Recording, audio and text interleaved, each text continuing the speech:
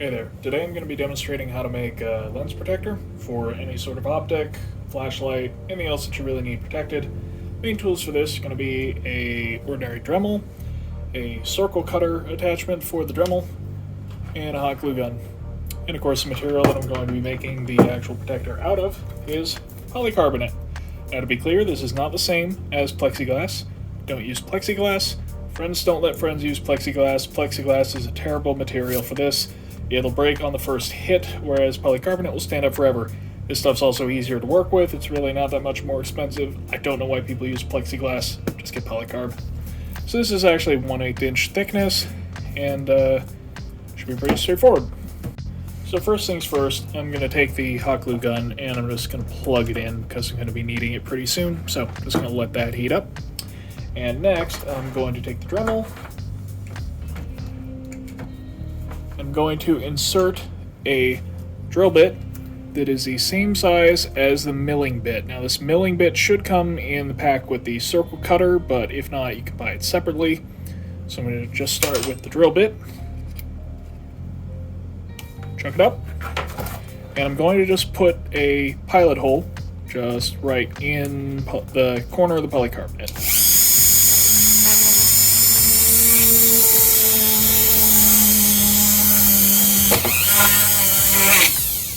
Okay, now that's going to give me somewhere to start when I actually get to cutting. So, now the next step is to take the optic that I intend to protect, and I need to measure the aperture that I'm going to be filling with the lens protector.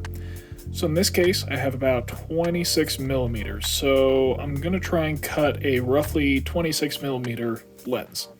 So I attach the circle cutting attachment to the Dremel, and I set it up with the milling bit. And I know that I need to cut a 26 millimeter lens, so I have my caliper set up to about 13 millimeters. And I'm going to just see if the center axle lines up with the inside edge of the bit, and it does not. So I'm going to just move this. There we go, just about perfect. It's actually going to end up being just a little bit more than 26 millimeters, but that's okay because I can always file it down later. This will get roughly the right size. So, here's the key. This is just a simple tubular piece of plastic that I've drilled a hole in that's the same size as the prong on here. I can just press it in a friction fit, and you can see that it's still able to turn. This is important because this is what I'm going to use to actually spin the bit. So, instead of needing to drill a pilot hole for that, which would put a hole in my lens protector, I'm going to hot glue this to the polycarbonate and then just rotate the Dremel around it. And that'll cut a circle. So, take the hot glue gun.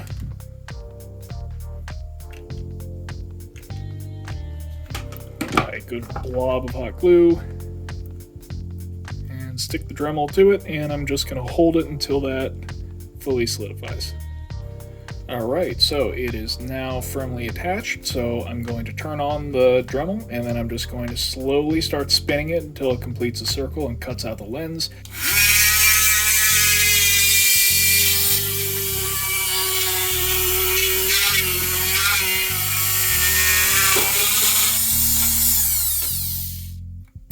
Okay, so here's a slightly, not quite perfectly round lens protector. It's way too big, so that's fine because that'll give me the opportunity to correct the concentricity of the exterior. So what I'm going to do now is move the circle cutter, and we're just going to go slowly and sand around the outside to reduce the diameter and get it to a more concentric circle, and I'm going to check against my optic until I have it at the right size.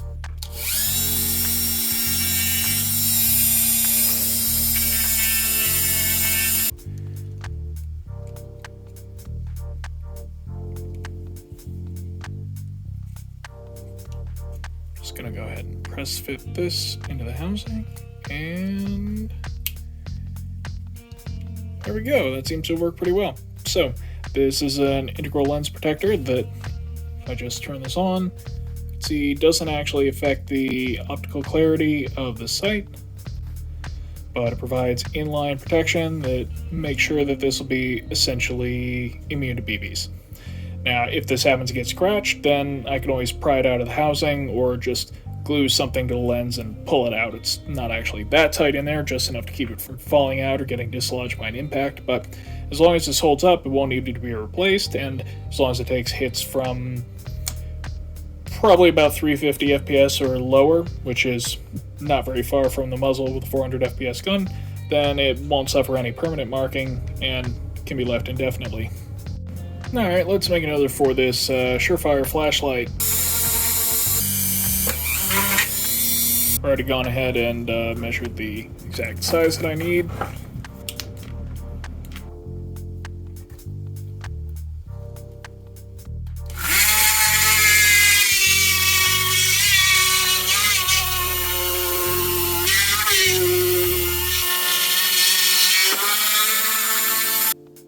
These divots around the periphery are actually my fault. It's where I stopped while adjusting my grip. If you could just do the whole thing in one continuous motion, it works a little better. So once again, came out a bit oversized, so now I'm just going to use a Dremel and freehand to reduce the diameter.